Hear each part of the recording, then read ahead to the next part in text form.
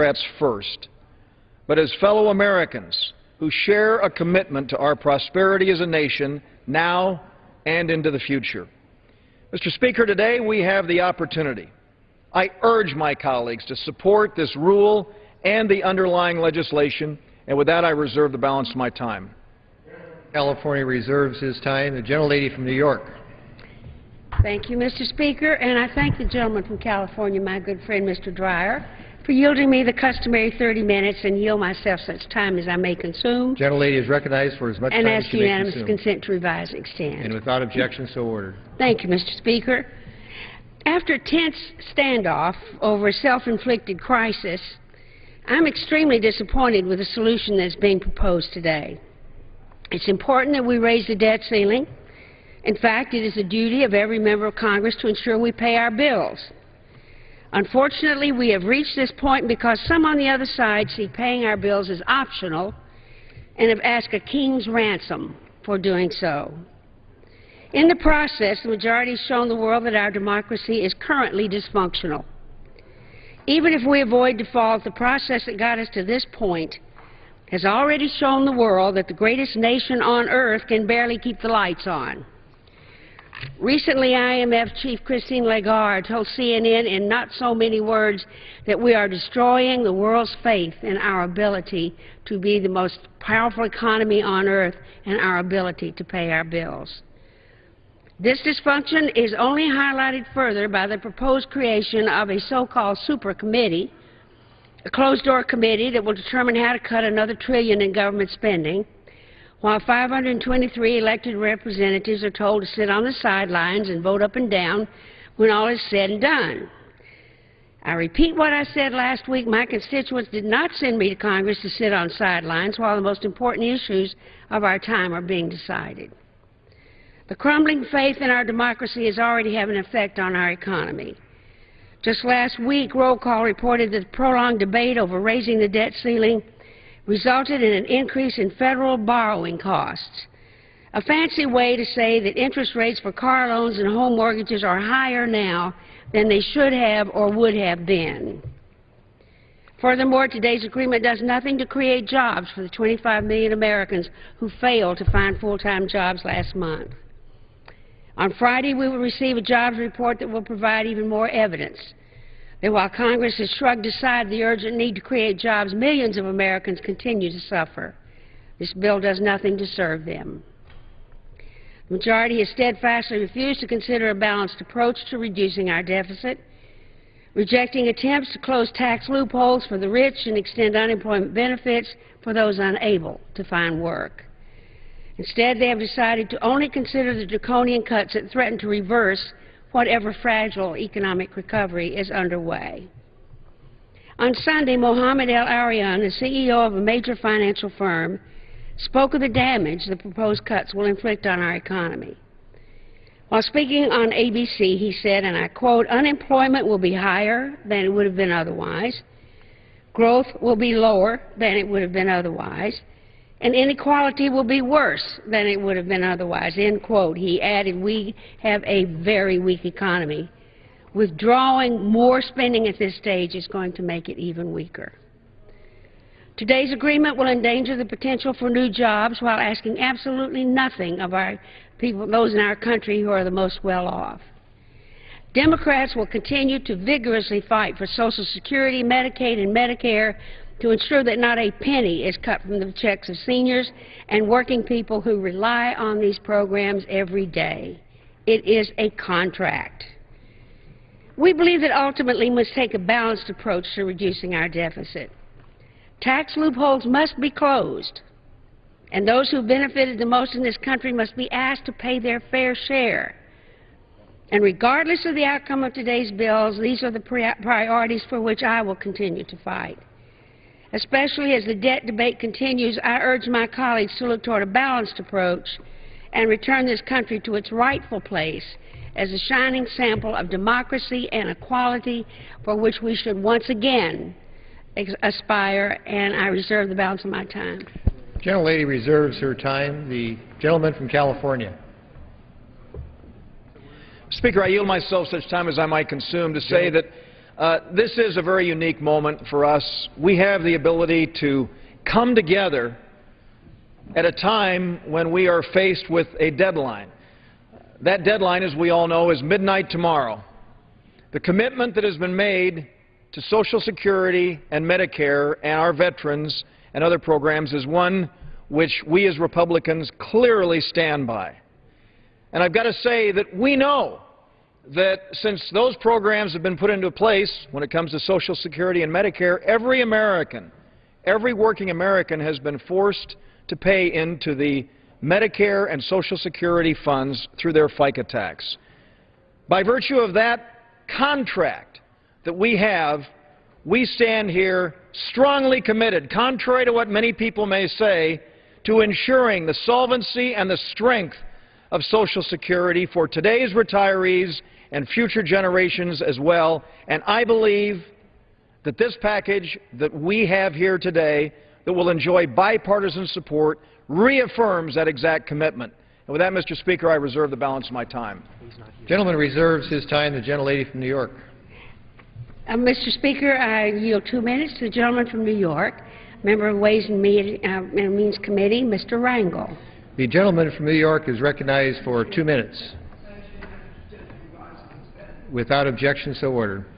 My colleagues, I'm voting against the rule because in the later years in this Congress, I've seen a whole lot of things, but it's never been this polarized. It's never been in terms of an attacking on a president, and it's never been risking the whole fiscal credibility of the great United States of America in order to make political gains. Clearly, when everyone talks about everyone must make a sacrifice, I assume that we're talking about a sacrifice in cutting the budget, not receiving the benefits, the protections of some programs and not others. And then on the other side, I have to pause because I don't see any sacrifice. It's assumed by the general public that the sacrifice means that maybe if you became wealthy under the great support that you've received from this country, that you'll make some small sacrifice. Or maybe that sacrifice could be interpreted as that when you received preferential treatment in a tax code for all of these years, that you're willing to say, I don't need it now, you were there when I needed you.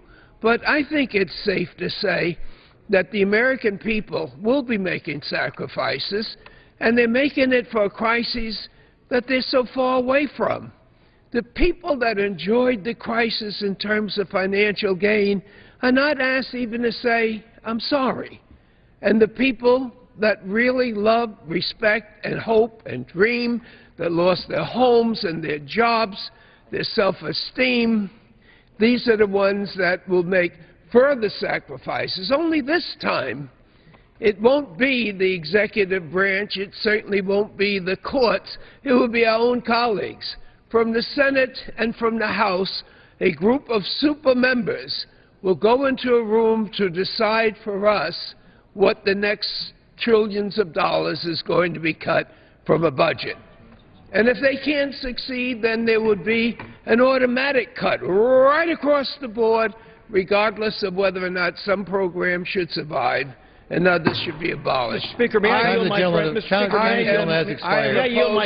may I yield my friend an additional 30 seconds, Mr. Speaker? Without objection, so ordered. I yield to the distinguished chairman of this great committee. I'd like to take this opportunity to thank you for the patriotism that you have shown not only to the committee and the Republican Party, but to this great country over the years. And I'm just so sorry on this great occasion that you would take your chairmanship to produce a rule like this that Americans cannot see their way clear to say this has been fair and this has been equal. I yield the balance of my time. Thank you so much. Mr. Speaker, I will say to my friend that, and I'd like to have a discussion with him if I might, I'd yield an additional 30 seconds and ask him to yield to me, especially if he wants to continue. Mr. Speaker. I'm so sorry. I yielded time to my friend and then asked him to yield to me. Oh, yes, I didn't understand the full And request. I thought you just and I given it appreciate to the me. 30 seconds, and I wish that he'd continued. I'd give him another 30 seconds, Mr. Speaker.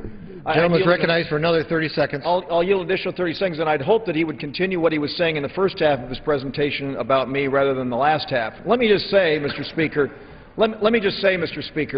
that it is very clear that what we have before us is, in fact, a bipartisan agreement to do exactly what my friend at the end of his statement was saying. We want very much to ensure that people are able to keep their homes. We want to ensure that people are able to see their businesses thrive. We want job opportunities to be created for every American. And I know my friend agrees that getting our fiscal house in order is going to be critically important to do that. Unfortunately, and Mr. Speaker, I yield myself an additional 30 seconds. Gentleman's recognized for 30 seconds. Mr. Speaker, I would say to my friend that, frankly, we're in a position where 75 times since 1962, we've increased the debt ceiling without focusing on the challenge of the debt itself.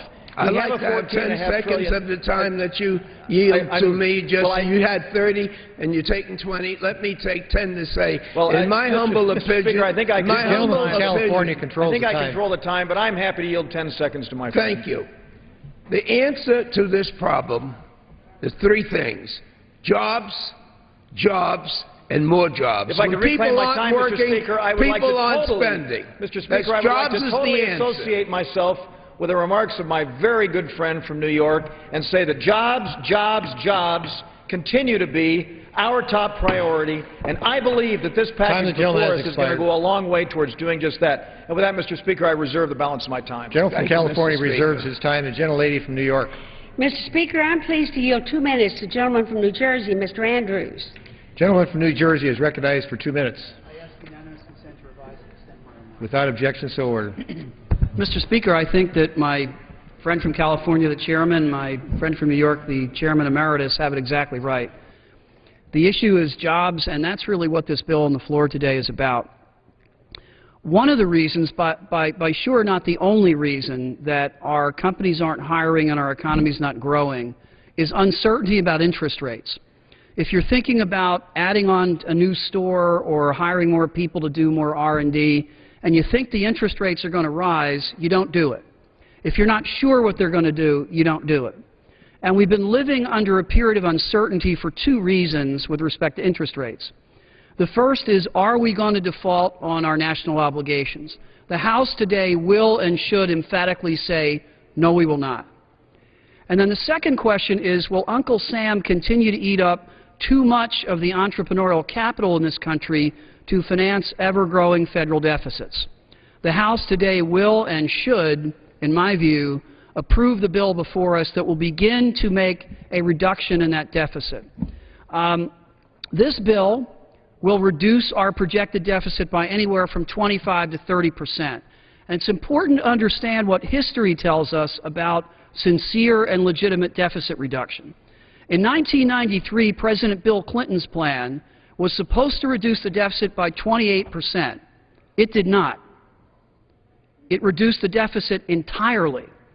That bill was supposed to generate $500 billion in deficit reduction. In fact, it generated $1.6 trillion in deficit reduction. That's the elixir that the American economy needs now. And I do not, my colleagues, believe that this is the only step that we need to accomplish in order to reduce unemployment. But it is an essential step. And for that reason, I am pleased to join with both Republicans and Democrats in voting yes for this bill. Speaker, will the gentleman yield? I would be happy to yield. I thank my friend for yielding. And, Mr. Speaker, I'd like to congratulate my friend for his very thoughtful statement and to say that when we look back at that, and, Mr. Speaker, I yield myself 1 minute. Gentleman is recognized for 1 minute. I would say to my friend, Mr. Speaker, that if we look back on the juxtaposition of that projected $500 billion in deficit reduction and the $1.6 trillion that we attained, we know why it is that that came about. It was gross domestic product growth. And my friend and I have been working together for many years, focused on how it is that we can get our economy growing. And in so doing, I'll yield in just 1 second. In so doing, I believe, as we continue to focus on that, that we will be able to see benefits beyond those anticipated today when it comes to deficit reduction. If we're able to generate, unfortunately, we've had 1.3% GDP growth reported from the last quarter. If we can get to 3, 4, 5% GDP growth, my friend knows very well that we're going to be in a position where we'll be able to see an even greater reduction of the deficits in years to come. I'm happy to yield to my friend. The gentleman will yield. I agree with him, and I think that we owe it to the country to find common ground on economic growth. The best deficit reduction plan is full employment. Absolutely. And the best full employment plan will be one that we could come together on. I think today is an important first step. It came too late. It was ugly getting here, but I'm glad we got here. Yep. I thank my friend for his very thoughtful remarks. With that, Mr. Speaker, I reserve the balance of my time. The gentleman reserves his time. The gentlelady from New York. Mr. Speaker, I'm delighted to yield 2 minutes to the gentleman from Virginia, Mr. Connolly. The gentleman from Virginia is recognized for 2 minutes.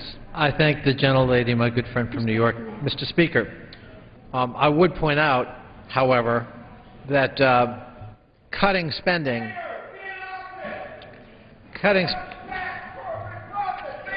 the chair notes a disturbance in the gallery in contravention of the rules of the House.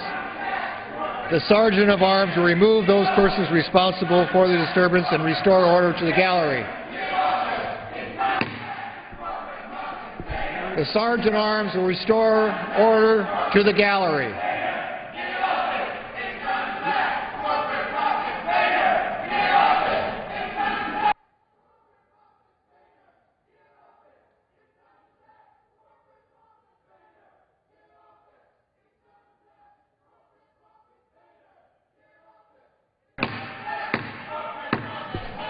The Sergeant at Arms will remove the disturbance from the gallery.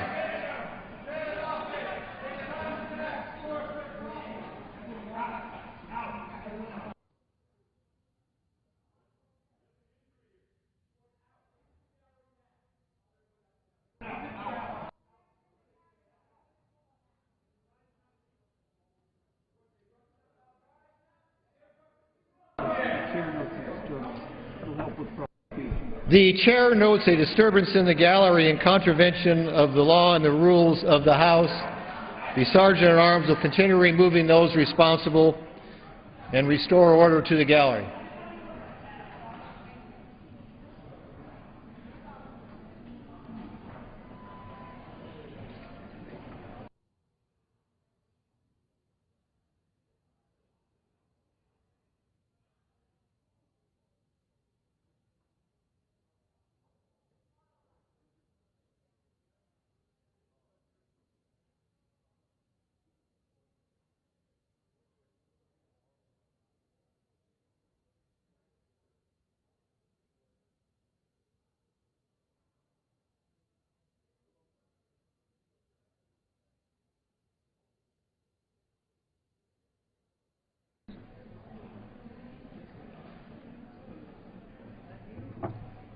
The House will be in order.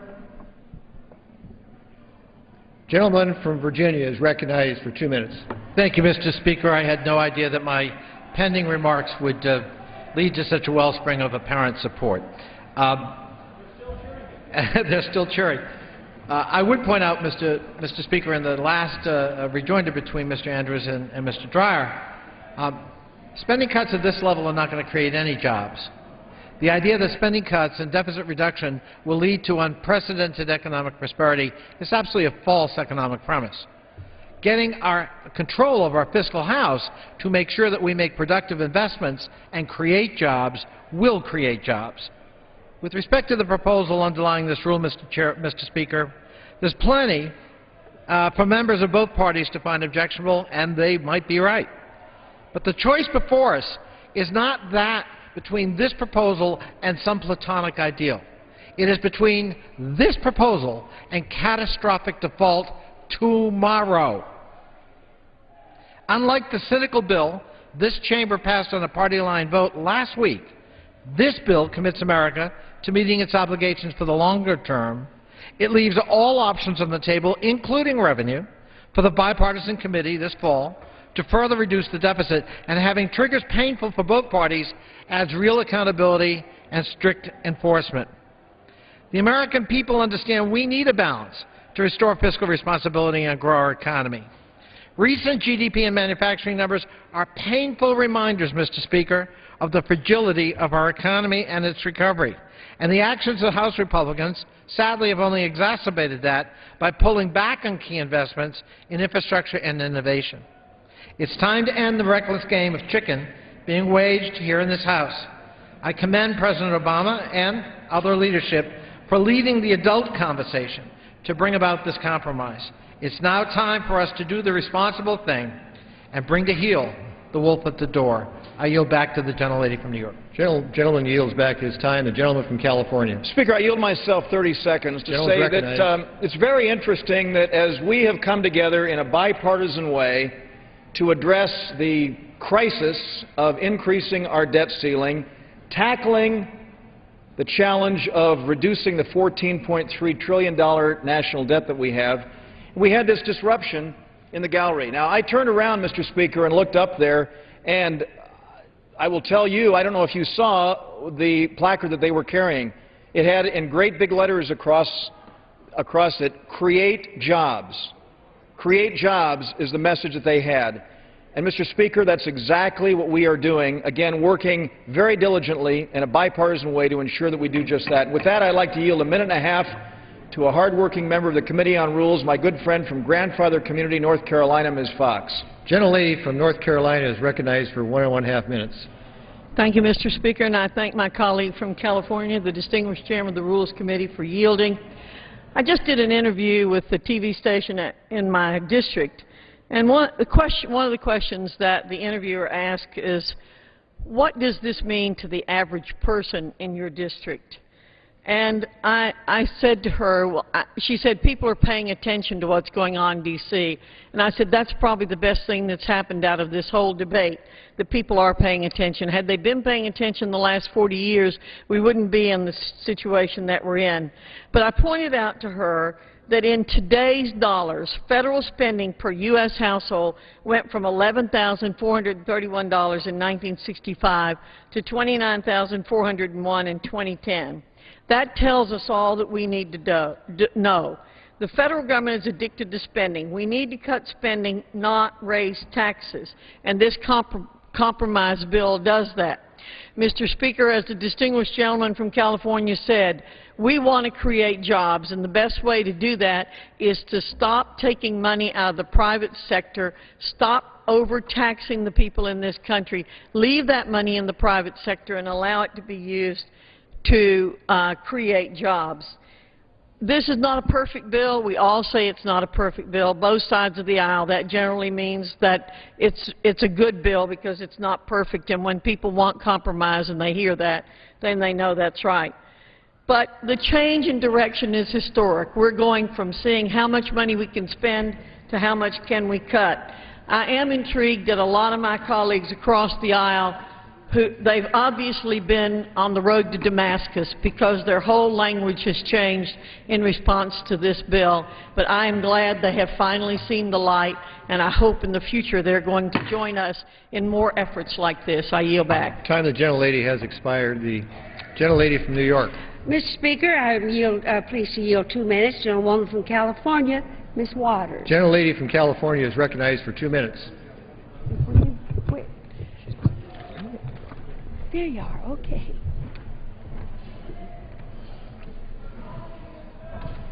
Mr. Speaker, I rise to congratulate the Tea Party for extorting a deal made in their image and their image alone.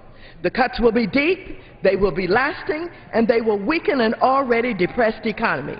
What's clear is that the Tea Party is so ideologically driven to kill government that they're willing to kill the private sector, kill jobs, and kill growth in the process. What's more, these cuts will be loaded onto the backs of seniors and the American middle class, all while asking the wealthiest among us to sacrifice nothing. Once again, the rich will feel no pain, and the vulnerable will pay for their spoils. Mr. Speaker, the process in which we got here has undermined our democratic system.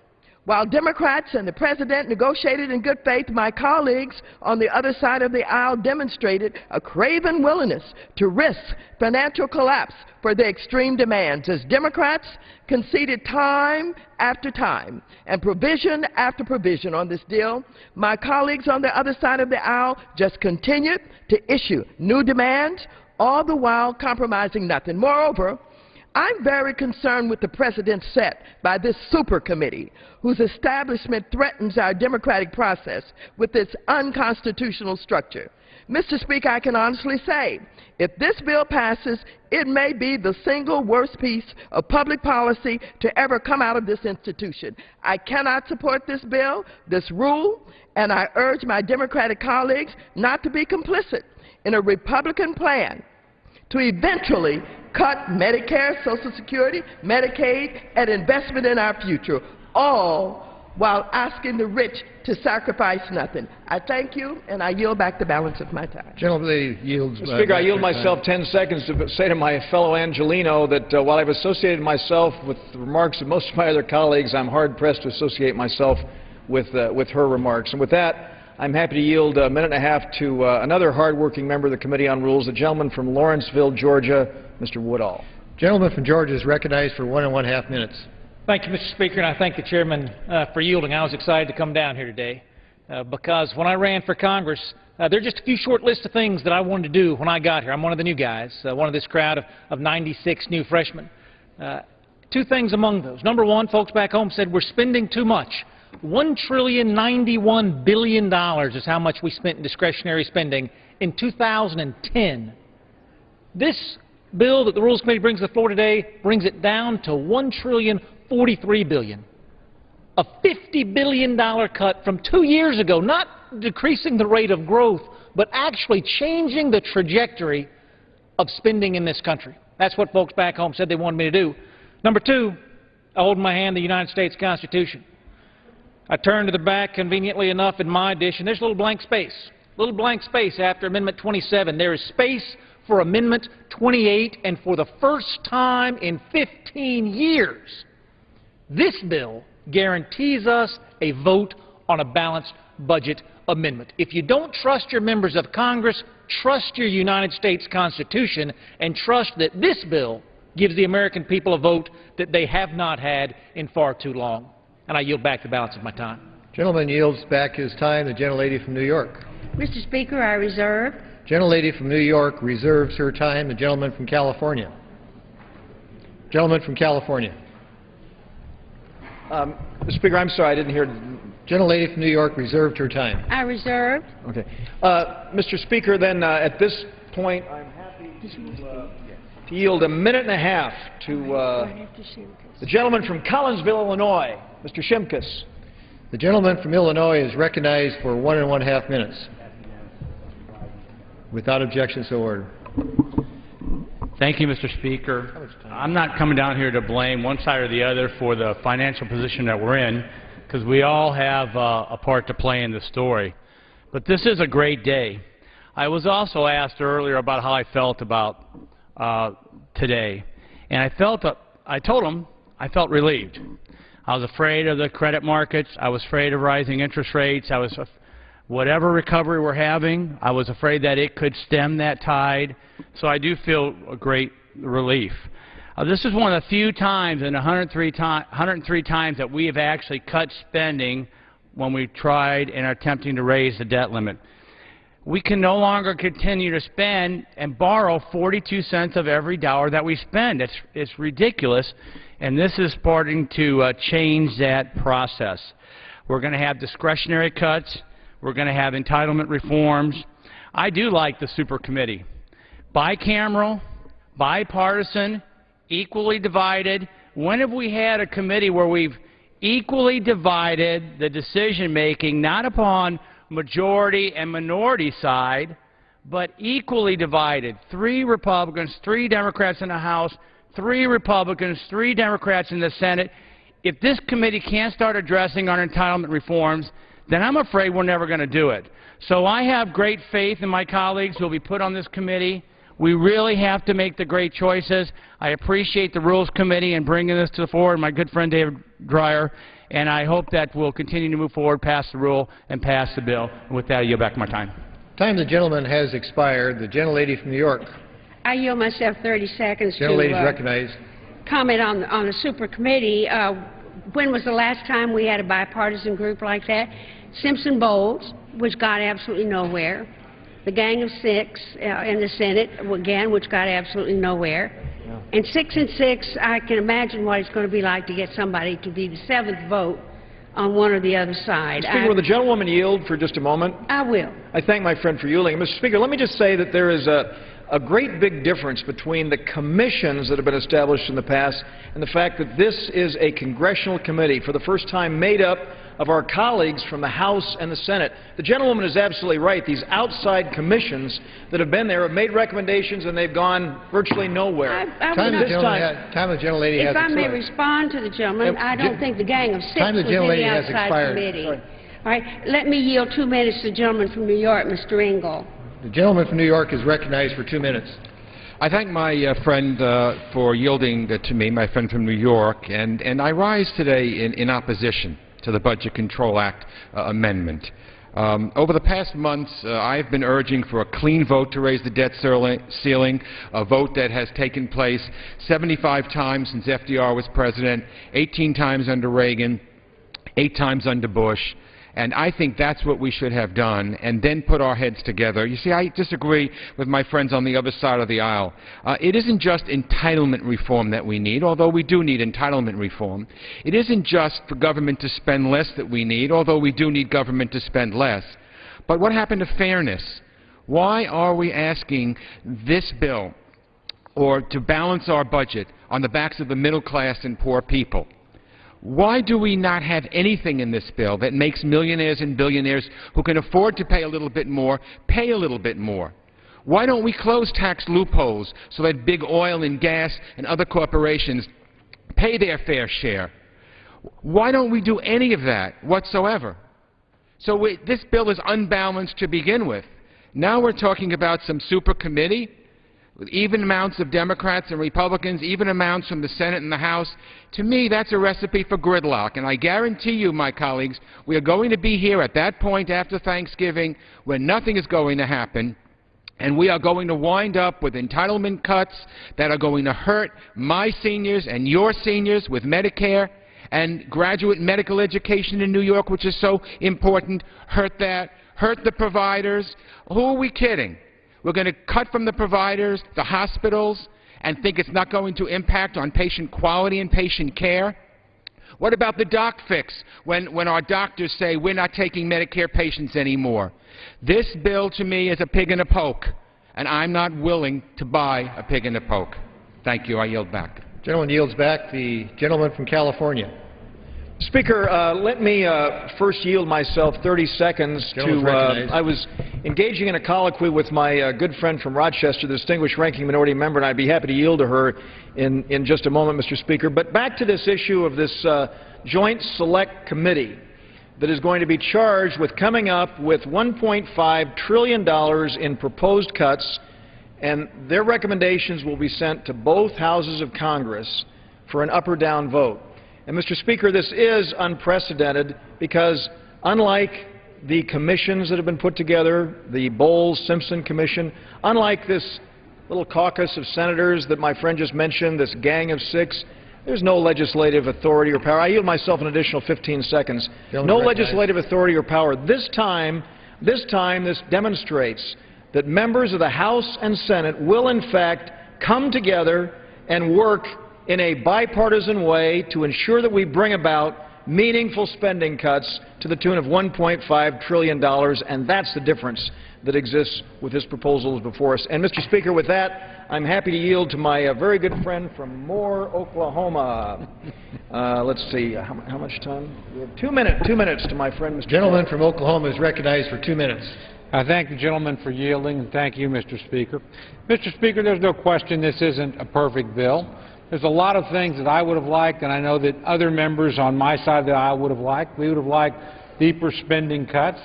We would have certainly liked some entitlement reform in this. We would have preferred to mandate that this House and the other body actually take up a balanced budget amendment and give the people in the states an opportunity to render a decision on that. Those things aren't in this bill. I know there's things that some of my friends on the other side wanted. Higher taxes, no changes in entitlements, you know, and they didn't get everything they wanted either. But this bill does adhere to the principles our Speaker laid out at the very beginning of the negotiations. First, most importantly, and both sides agree on this, it avoids default. It avoids the United States not paying its obligations for the first time in 235 years. I'm glad both sides cooperated and got that done. Secondly, it actually cuts spending and links those spending cuts to the raising of the debt ceiling. And there's more spending cuts than there are increased borrowing going forward. That's a good thing. Third, no new taxes, something that would be a killer on a new economy. And finally, while we don't get a guarantee of a balanced budget amendment, we do get a guaranteed vote. This is exactly what the American people have asked us to do. Come together, compromise, work together on their behalf, and let them get about their business without creating additional problems for them. In this bill, we put the American people first. We're going to continue to work on their problems, so I urge that we pass the rule and the underlying legislation. I thank my gentleman for giving me the time to speak, my friend for giving me the time to speak. The gentleman yields back his time. The gentlelady from New York. Mr. Speaker, I yield 2 minutes to the gentleman from Georgia, a member of the Financial Services Committee, Mr. Scott. Gentleman from Georgia is recognized for 2 minutes. Thank you very much, Mr. Chairman. This is a challenging day. It's a difficult day. But it is a day that we're making a decision, a big decision, an important decision, that the United States of America will not default on its obligations. This sends stability to the financial markets all around the world, and it really embellishes our stature as the gold standard, and that is very important. It also gives us until 2013 for us to be able to revisit this again as the President of the United States asked. And I think another important thing that it does, it helps us to hurry up and get this all-consuming issue of the debt and the deficit and the raising of the debt ceiling off the front burner so we can immediately put jobs back on the front burner. And so, ladies and gentlemen, we must focus our attention now on jobs. That's what the American people want us to do. On this Friday, we're going to have a jobs report. And I want us to carefully look at that jobs report, and especially look at that side of the job report that shows the number of jobs we're losing in the public sector.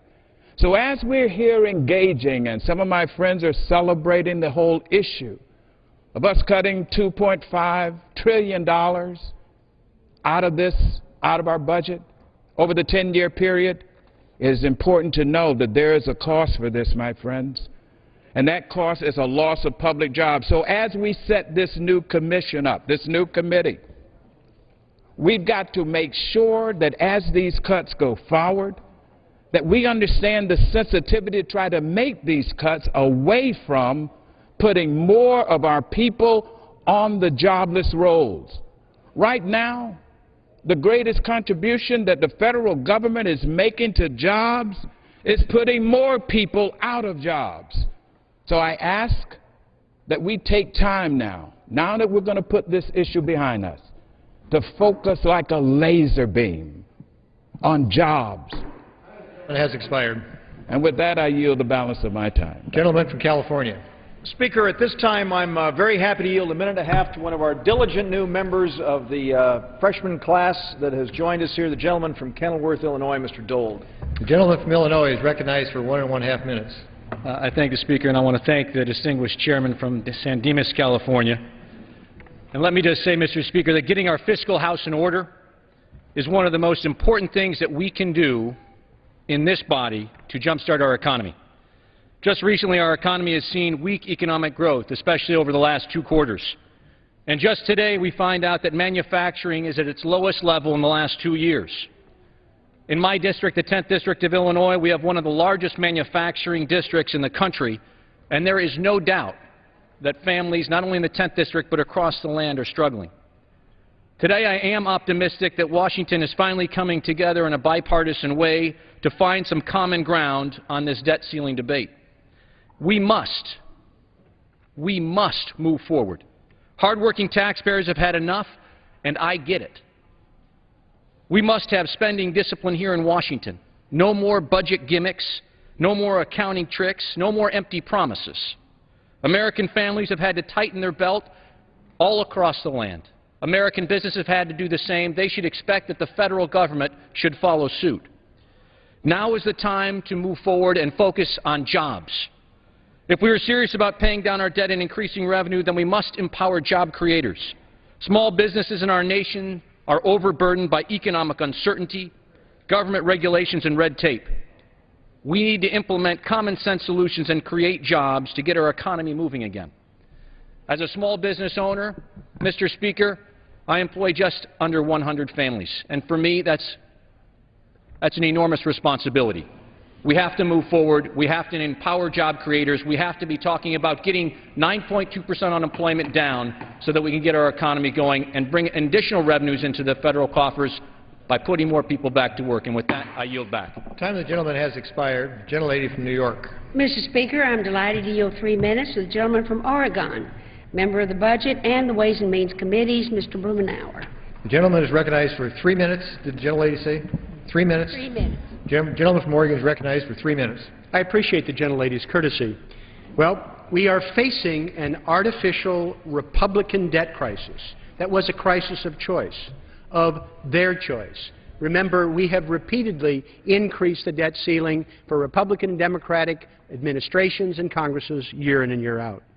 This proposal moving forward is very troubling on several levels. First, it empowers the most reckless and extreme elements, not just in the House Republican caucus today, but it is a blueprint for mischief for either party in the future. Next, we are starting down a path of more budget cuts at a time when all the experts assure us this will weaken the economy, when instead we should be strengthening, dealing with economic growth, not reducing demand. It's all the more frustrating because there is a path going forward that is clear. The public strongly supports a balanced approach, which would include tax reform that would raise money while making the tax code more fair and simple. Do we need a commission to implement suggestions to right-size the military, both its mission and its budget? Absolutely not. There are lots of ideas and support on both sides of the aisle that could be enacted to achieve this goal. But the magnitude of the trigger actually invites mischief again when we've seen the Republican take no prisoners attitude. What leads anybody to believe they won't do it in this case? Most important, we should be revitalizing the economy by rebuilding and renewing America, financed by modest increase in user fees. This has support all across the business community, labor, environment, local government, even some of my Republican friends, but they take this off the table. And last but not least, one of the most simple things we could do would be to implement agricultural reform to save money and help people who farm and people who eat rather than lavish subsidies for large agribusiness. These are things that we should be doing. These are things that actually could have bipartisan support. Unfortunately, this agreement, if it goes forward, will delay that important work of reform and fiscal responsibility while it weakens both the economy and the decision-making process for years to come. Government on autopilot in a slow downward spiral is not a victory in anybody's book. Thank you, and I yield back. Gentleman yields back his time. The gentleman from California. Mr. Speaker, I yield myself 15 seconds to say my very good friend some of the remarks that he made on doing things like eliminating agricultural subsidies. I would say to my friend from Oregon, Mr. Speaker, to my friend from Oregon who's still in the chamber here and now walking off the floor, I would say to my friend that I agree with his remarks about the need for us to focus on agriculture subsidies and bringing about a reduction there. But I also want to say, Mr. Speaker, if I could yield myself an additional 15 seconds, I would say to myself that we're trying to work this out with a spirit of bipartisanship. And my friend began his statement by saying that this was a crisis developed by Republican policies. And since we're working in a bipartisan way, I think the notion that recognizing that an 82% increase in non-defense discretionary spending over the past 4 years clearly played a role in getting us exactly where we are. And with that, I'm happy to yield a minute to another one of our hardworking new members of Congress from Little Rock, Arkansas, Mr. Griffin. Gentleman from Arkansas is recognized for 1 minute. Thank you, Mr. Speaker. Thank you to the chairman for giving me a few minutes here. When I announced and wanted to run for Congress, my focus primarily was on the debt, was on the issue of the debt, and the impact that the debt was going to have on my daughter and my little boy. My daughter, Mary Catherine, is sitting right here with me today for this historic day. It's critically important to me. A lot of the folks back home that I hear from, when they contact me about the debt and about spending. Now, I came up here to do something about it. And I've been watching this debate closely, and I've been a supporter of the Speaker, both on the plan last week, and I'm a supporter of the agreement that is going to come before us today. Is it perfect? Absolutely not. Is it great? Absolutely not. It is good. It's a good first step. And I would say this. If a president and a Senate that I agreed with put this type of plan forward, I would reject it out of hand. I'd like to yield my friend an additional minute. Gentleman is recognized for 1 additional minute. If a deal, an agreement like this came from a president with which I generally agreed and a Senate with which I generally agreed, I would reject it out of hand. But that's not what we have. We have divided government. We have this chamber controlled by a different vision for America. So, I believe this is about as good as we're going to get, and I am supporting it because it is consistent with my principles. There are no tax increases, control spending now, control spending in the future, allows us to vote on a balanced budget amendment. These are all things that I can support. These are the principles that we have been fighting for over the last few months. And I would say this, if this were the only step ever in dealing with the debt, I would vote no. But it's not. It's only the beginning. We didn't get in this mess with one bill or one piece of legislation. It took a long time and a lot of votes, and it's going to take a long time and a lot of battles to get out of it, and this is a good first step. Thank you, Mr. Speaker. Thank you, Mr. Chairman. Time of the gentleman has expired. Members are reminded to refrain from references to guests on the floor of the House. Gentlelady from New York. Mr. Speaker, I have no further requests for time. May I inquire of my colleague if he has more requests? We have several speakers here. And I'll reserve. Gentlelady from New York reserves her time. Gentleman from California. The gentlewoman has reserved the balance of her time, and at this point I'm very happy to yield a minute to the distinguished chairman of the Committee on Energy and Commerce, my good friend from St. Joseph, Michigan, Mr. Upton. Gentleman from Michigan is recognized for 1 minute. Thank you, Mr. Speaker, and I appreciate the minute. My constituents are saying get the job done. Vote for the rule, vote for the bill. The President said about a year ago, I want to say it was the State of the Union address, the debt today is unsustainable. He's right. And for the first time, we are coupling an increase in the debt ceiling with real reductions in spending. No, this is not reducing the rate of growth in spending. This is actually reducing spending. In fact, at the end of the day, when we look at fiscal year 12 versus fiscal year 11, we are going to be spending less money in 12 than we did in 11. Nobody is coming to our offices and saying, cut our spending. But in fact, the American public is saying, federal government, cut your spending. That's what this will do. That's what this bill will do. It's going to reduce spending. Yes, it's going to increase the ceiling on the debt, but it's coupled with real reforms that I think the American public want, and that's why it's going to have some bipartisan support when we deal with this issue a little bit later on this afternoon.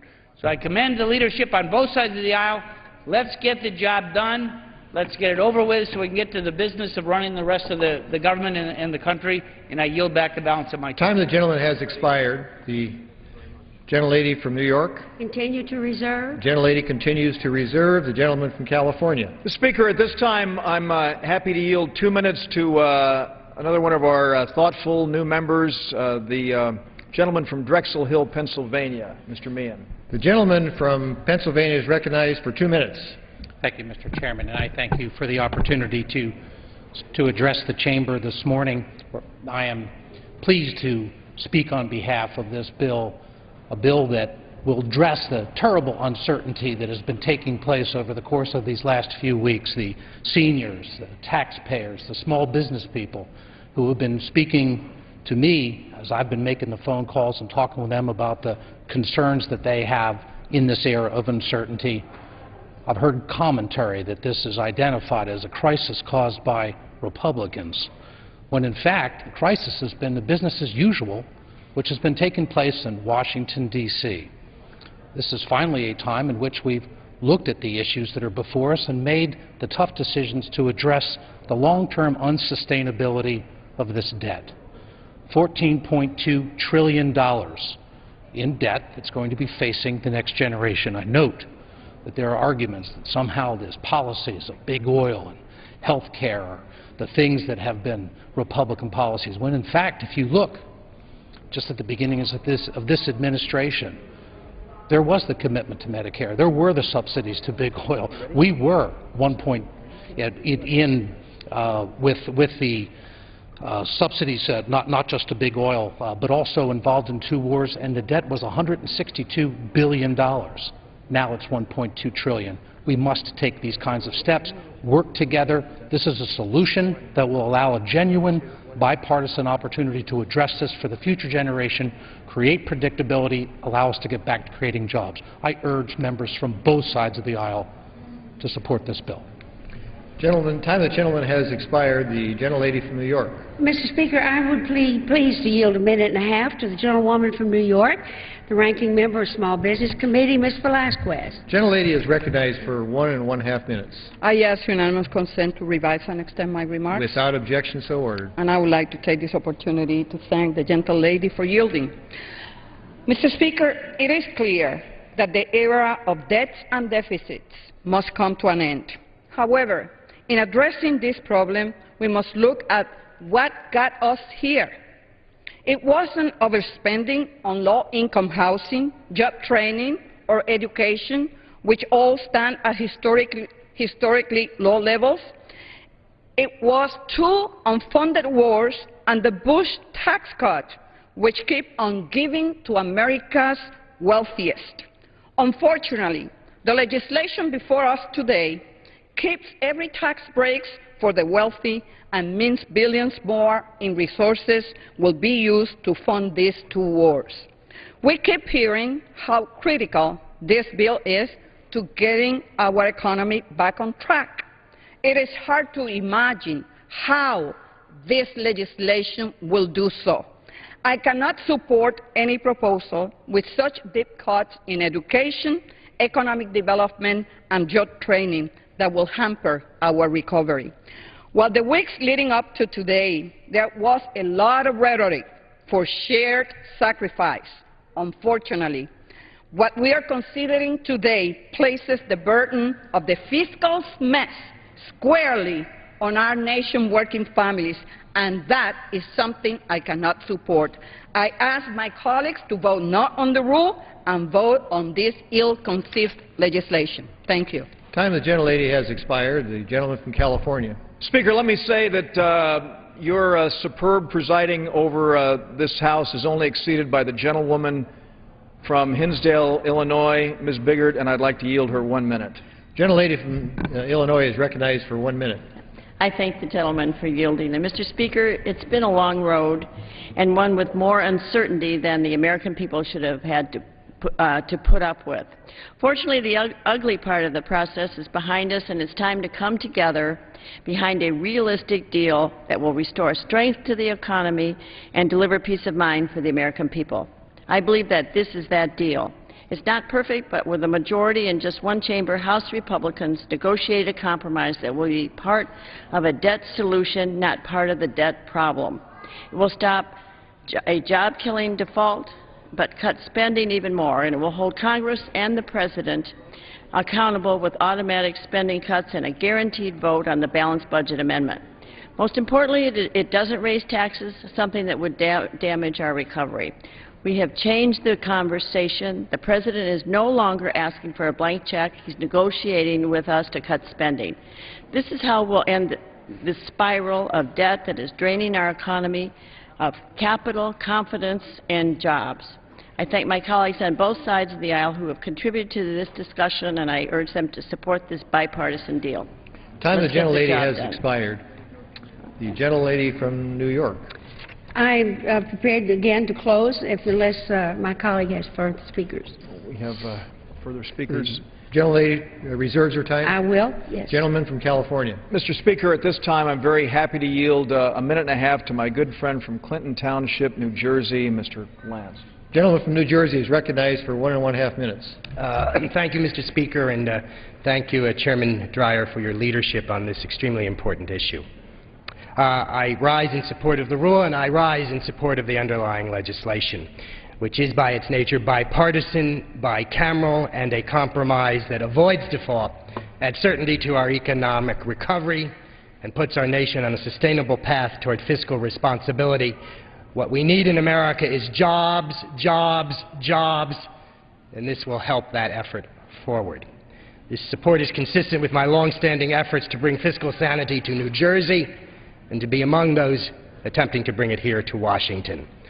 The main portions of the compromise have been outlined, but for the first time, the narrative on Capitol Hill is no longer how much can government spend, but how we can best reduce spending.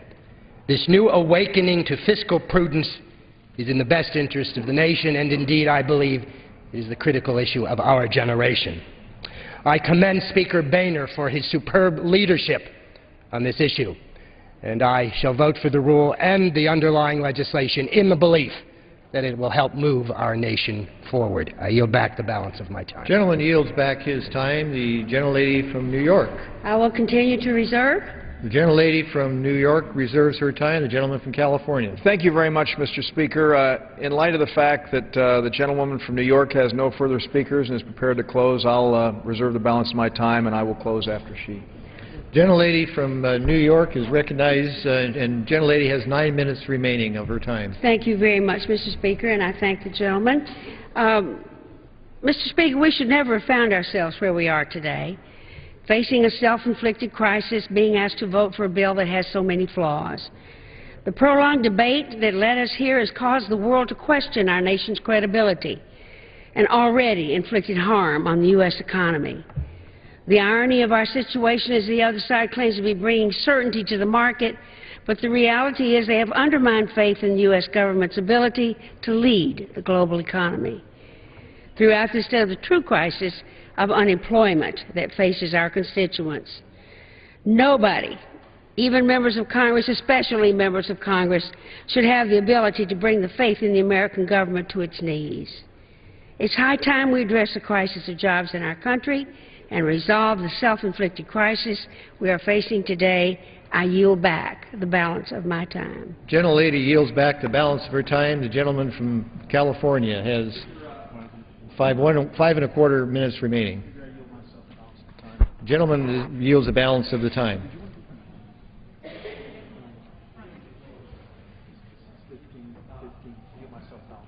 The gentleman is recognized for 5.25. Thank you very much, Mr. Speaker.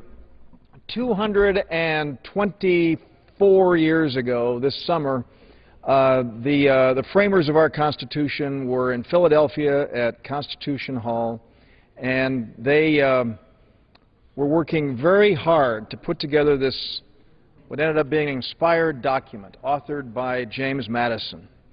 And on July 16th of 1787, they actually completed a compromise. It was known as the Connecticut Compromise. The Connecticut Compromise is what established a bicameral legislature, 2 houses of Congress. And that Connecticut Compromise was also called the Great Compromise. And I know that the word compromise is seen as a pejorative in the eyes of many, but what we do have before us is a compromise. It hasn't been easy getting here. When James Madison was asked often about the first branch of government, putting together the process of lawmaking, he said that the process of lawmaking is an ugly, messy, difficult process.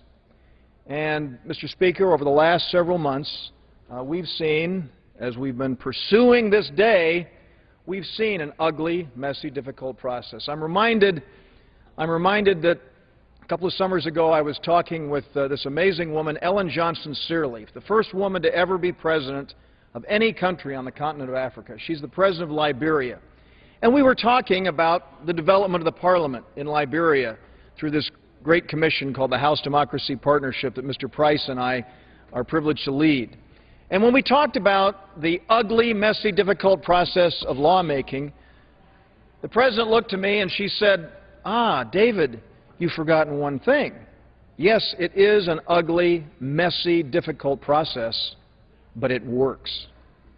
And so while we have so much time and energy and effort expended on partisan bickering, at the end of the day, this for me is a much, much more enjoyable time when we are able to come together, tackling the serious problems that we as a nation face, and for the first time ever, taking this issue of increasing the debt ceiling and actually dealing with the root cause of it. I like to say that we don't have a debt ceiling problem, we have a debt problem. $14.3 trillion national debt, we all know that. Fingers pointed from both sides of the aisle at the other on a regular basis. And yet today is a time for us to recognize that we have come together to deal with it. And for the first time in that 75 times since 1962, since the debt ceiling has increased, we're actually going to, with the establishment of this Joint Select Committee, see our colleagues in a bipartisan way from the House and Senate come together and recommend $1.5 trillion in proposed cuts. And there are mechanisms put into place, sequestration, which will actually force across-the-board cuts if they don't come up with recommendations. So we are looking at a very, very good proposal that will help us do that. We're increasing the debt ceiling to pay our past obligations. I don't like the fact that we went through an 82% increase in non-defense discretionary spending over the past 4 years. Even though I voted against almost all of it, I've got to say that those bills have to be paid, and that's why it is that we're increasing our debt ceiling. And, Mr. Speaker, I want to join in extending congratulations to all those who have been involved in this process in a bipartisan way. So I'll say again, it has, over the past several months, been an ugly, messy, difficult process. But with the vote that we are about to have on this rule, and then I look forward to working on the underlying legislation itself, and I'm convinced that we're going to have a strong bipartisan vote for it, we will prove, as President Ellen Johnson Sirleaf reminded me, that even though it's an ugly, messy, difficult process, it works. And with that, Mr. Speaker, I yield back the balance of my time and move the previous question. All time has expired. The question is on ordering the previous question on the resolution. As many as are in favor will signify by saying aye. Those opposed will say no. The opinion chair, the ayes have it.